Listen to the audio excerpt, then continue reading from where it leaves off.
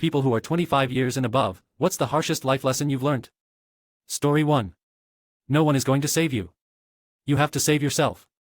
And there's only so much effort you can put into other people before you have to start being a bit selfish and protect yourself. Just this year, I took care of my dad for years and he stole money from me.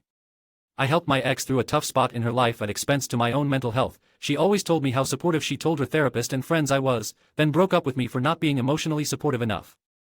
I felt like I was being a jerk, but I felt underpaid and leveraged a counteroffer to my employer, and it actually worked and I got a large raise. This has not been a good year for me on my outlook on loyalty. Thanks for everyone's kindness and insight. Besides one iffy comment, everyone has been quite kind. It's good to know a lot of people have gone through similar things and still came out with optimism, or at least having learned a lesson. My reply was that loyalty seems to be a one-way street. You said it better and I can relate. The ex thing is tough, bro. Sounds like she had some deeper issues upstairs. Yeah, it's been a month. Never been blindsided like that. Bit I've done well bouncing back and not gaming myself. Thanks for your kindness and reassurance. Loyalty to yourself above all others has been my motto since I turned 30. Don't get me wrong, I do have people I love and trust, but ultimately the only person whose intentions you can be sure of at all times is your own. Story 2. If your employer is doing something illegal or unethical and you decide to confront them about it, for fuck's sake, do it in a way that all communication will leave a paper trail. To piggyback this, keep emails and any other proof of fucking everything so you can always cover your ass. I remember needing to do this. I mailed a thing to District X when it should have gone to District Y. Why? Because the guy in charge of their entire region said to. They were his people, so I assumed he knew what he was talking about. A secretary was very bothered I did this and went to everyone's boss to stir shit up. I had the email backing me up. Unless you're saying I can't take the guy you put in charge at his word, they had to get off my ass. Whenever we talk about something important in a phone or Teams call, I send a recap email that explicitly mentions these are things we talked about. Just to have that in writing. I once received a text saying, to recap what we discussed over the phone, followed by a wall of points. I actually questioned my memory for a good 30 seconds before being sure I've never had that conversation with them. So I replied saying so. Then got a text back saying, oops, I had meant to call you after sending that text but got pulled into a meeting. Had to tell them that is not how recapping works. Story 3. Your friends from high school or college will disappear if you don't make the effort to stay in touch. People in general. I'm 38 and different parts in my life I had friends and family alive that are no longer alive. You feel almost lonely when people that have made up certain memories are no longer there for all to retell it. You also just have life slowly separate people from you. Then you go through changes where some people just took different paths and you don't even recognize who they are anymore. You also cherish those moments that you get that make you feel young and alive again, or having people come back into your life and you didn't realize how much you missed them. Story 4. You can't make someone love you by giving them more of what they already don't appreciate. Still chewing on this one. Saw somewhere recently that when you see someone's potential, it's really just seeing what you would do if you were them. Well, isn't that just a bitter bullet to bite on? Thanks for that.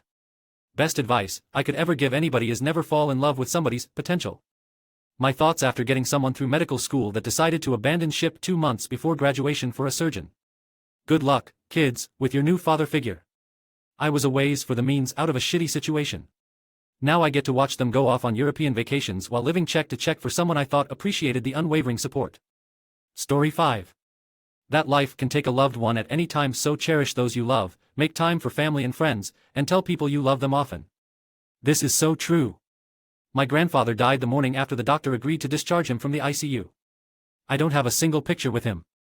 Never expressed how much I loved him. It seems, I had so much to tell him and ask him. His death taught me to value people and express my affections more. It's difficult but a necessity. You never know when people you love would not be there anymore. My grandfather died 3 days after coming home from the hospital in 2020.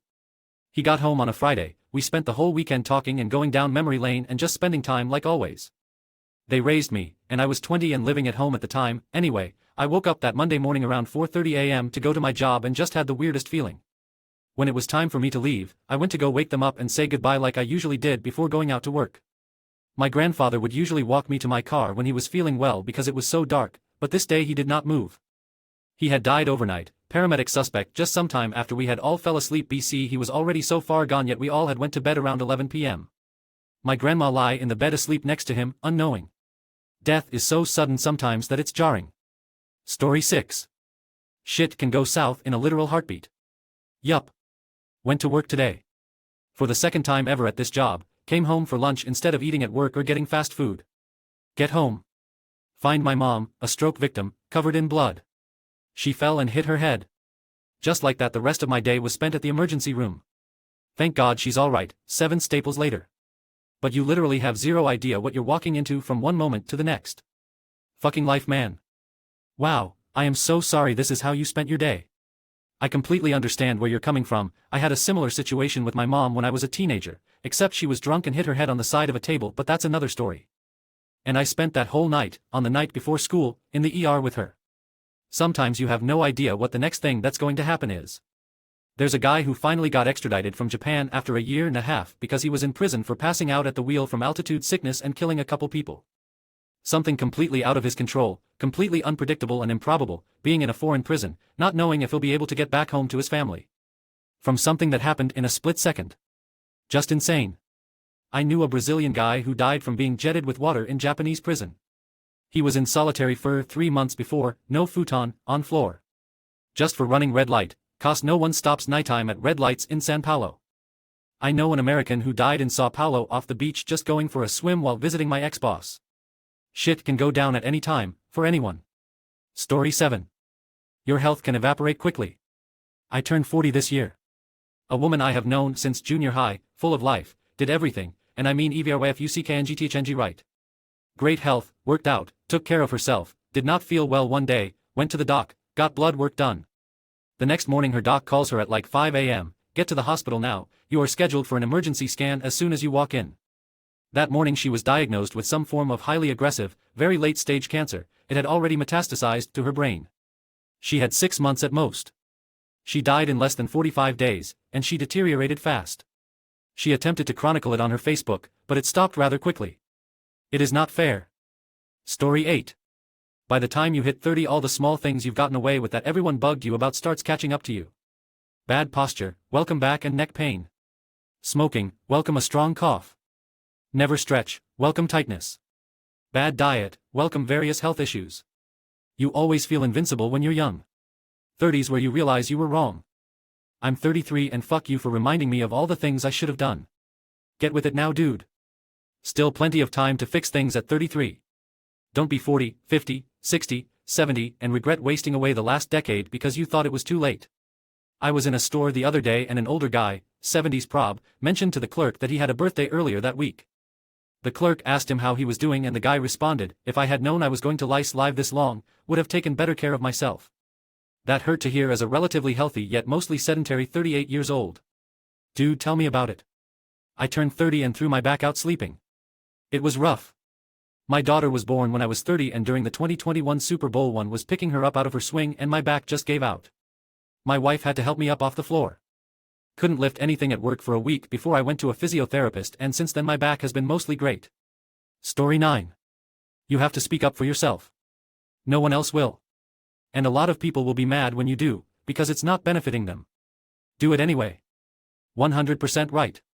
Since asking for promotion earlier this year, my newly appointed manager has done nothing but gaslight me and then has had the audacity to continuously dump low-level secretarial work on me. I'm a data analyst. I finally put my foot down and called her out on it. She became irate and wrote me up for insubordination, but it gave me everything I needed to know to start looking elsewhere because she certainly does not value me. What she wanted was someone to sit back and take it and never ask her for anything. This reminds me of when I was a kid and watching my dad write a job application. He was using strongly positive words like, I have exceptional, I have developed outstanding. I asked him why he was being so over-the-top positive about his abilities. He turned to me and said, if I don't say it, no one else will.